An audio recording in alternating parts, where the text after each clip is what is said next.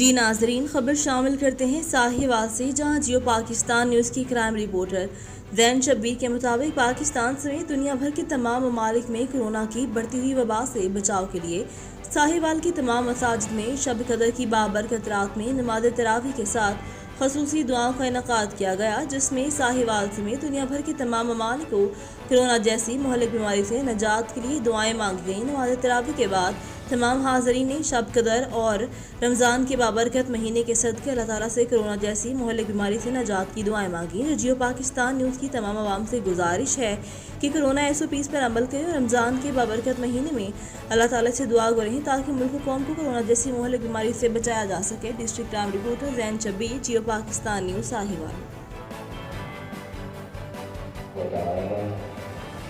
روزے کی عبادت سے ہمیں جس سطح پر لانا چاہتے تھے، روزے کی عبادت سے جو مقصود اور مطلوب تھا، ہماری زندگی میں وہ کتنا حاصل ہو گیا ہے۔ اگر تو مکمل حاصل ہو گیا ہے تو پھر بہت ہی اچھی بات ہے۔ اب اللہ سے استقامت مانگنی ہے اور مداومت اور ہمیشگی کا سوال کرنا ہے۔ اگر مطلوب میں کوئی کمی رہ گئی ہے تو ابھی بھی وقت ہے، اللہ سے توفیق مانگنی ہے، اللہ سے التجائیں کرنی ہے اور ان اسباب پہ غور کرنا ہے جو رکاوٹ بنے ہیں۔ روزہ رکھنے کے باوجود روزے کے مقصد تک ہمیں ان چیزوں نے پہنچنے نہیں دیا۔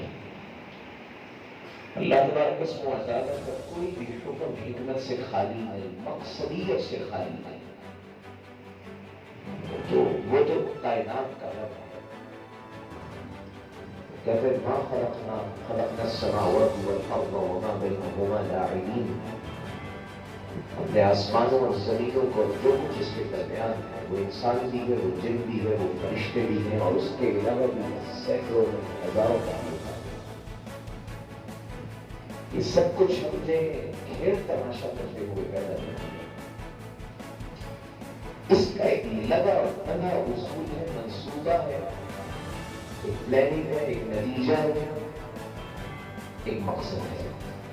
پھر اللہ نے ہر عبادت کا ایک مقصد بتایا۔ نماز روز کا مقصد کیا ہے؟ اللہ کی یاد، وَأَقِمِ الصَّلَاةَ لِذِكْرِی۔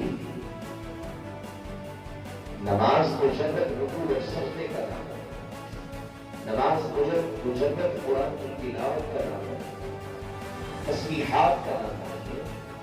نماز کے نتیجے میں اللہ یہ چاہتے ہیں کہ بندے کو